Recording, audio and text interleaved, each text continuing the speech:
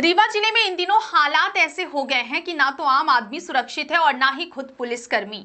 लेकिन बड़ा सवाल यह है कि क्या कानून का चेहरा सबके लिए एक जैसा है या फिर यहाँ भी दोहरा चरित्र देखने को मिल रहा है।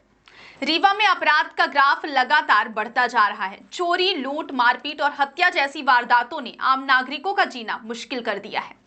जब कोई आम आदमी हमले का शिकार होता है, घायल हालत में थाने पहुंचता है, तो उसे न्याय के लिए एक थाने से दूसरे थाने भटकना पड़ता है। कई बार तो पुलिस आवेदन तक लेने से मना कर देती है। नतीजा ये होता है कि पीड़ित दर दर भटकता है, लेकिन कार्रवाई नाम की चीज नहीं नजर आती।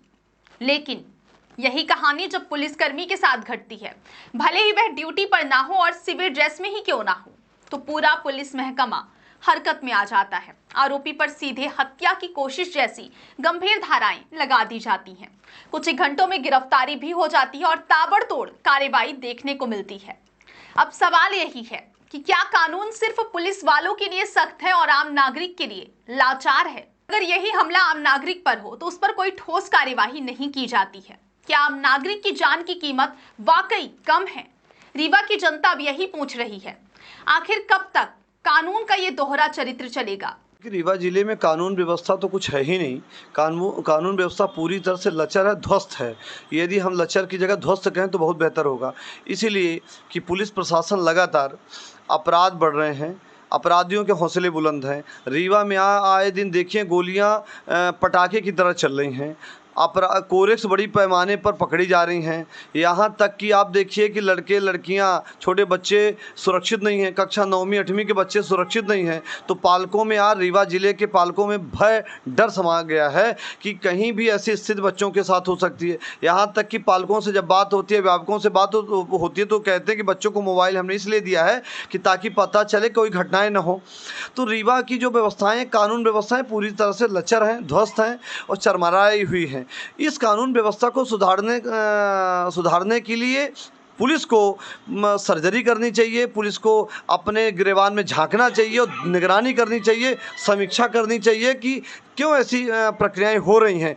लगातार रीवा में ग्राफ बढ़ रहा है। आपने देखा होगा कि लॉ एंड आर्डर पूरी तरह से ध्वस्त है। प्रशासन के लोग एक दूसरे को मार रहे हैं। पर आपने देखा होगा जब आम आदमी जाता है तो एक थाना दूसरे थाने को ये कहता है कि साहब ये हमारा प्रकरण नहीं है। कोई शिकायत थानों में लेके जाता तो लोग कह देते हैं कि हमारा प्रकरण नहीं, जो दूसरे थाने से संबंधित प्रकरण है, दूसरे संबंधित है, दूसरा विषय है। तो इस प्रकार की घटनाएं लगातार होती रहती हैं। यहाँ तक कि आप देखिए कि डीएसपी सीएसपी कार्यालय लोग जाते हैं तो पत्र कहीं का कहीं पहुँच जाता है। इसीलिए अधिकतर अपील आवेदन कहाँ पहुँचते हैं? एसपी साहब के पास। क्यों? जब ये थाना कार्रवाई कर दे, संबंधित पुलिस स्टेशन कार्रवाई कर दे, तो वरिष्ठ अधिकारियों के पास क्यों लोग जाएंगे? विवश होके, प्रताड़ित होके, दुखी होके लोग वरिष्ठ अधिकारियों के पास जाते हैं। तो यही कारण है। और जहां पर यदि पुलिस पर कार्रवाई होती है, पुलिस पर मारपीट हो जाती है, तो तुरंत इमीडिएट FIR दर्ज हो जाती है। क्यों? कि पुलिस का आदमी है, पुलिस विभागीय आदमी है। तो ये दोहरा मापदंड शासन प्रशासन को नहीं अपनाना चाहिए, हर आम आदमी को करना चाहिए। किसी भी कार्यालय में जन सेवा नहीं लिखा है। जन सेवा यदि किसी कार्यालय में लिखा है, वो पुलिस डिपार्टमेंट में लिखा है, पर उनके पास जन सेवा के अलावा जन सेवा से इतर बाकी सेवा वो कर रहे हैं। चाहे जैसी भी सेवा कर रहे हो, जन सेवा के अलावा सभी सेवाएं कर रहे हैं। चाहे वो आपने देखा होगा SP कार्यालय में जो जन सेवा हुई है बच्चों के साथ, आपने वीडियो पूरी वायरल पूरे देश में, कैसी जनसेवा हुई। लोकतंत्र में सबसे बड़ा यही लोकतंत्र है भारत का कि आप अपनी बात रखिए।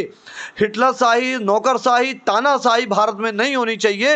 ये हमारे देश में यही लोकतंत्र कहता है कि हम अपनी बात को अपने अधिकारियों के सामने, प्रशासन के सामने कह सकें, अपनी बात रख सकें। पर जब शासन प्रशासन के लोग दोहरे मापदंड अपनाएंगे, दोयम दर्जे का मापदंड अपनाएंगे, तो कैसे लोगों में एकरूपता होगी, कैसे समानता होगी, कैसे हम लोकतंत्र की बहाली की बात कर पाएंगे?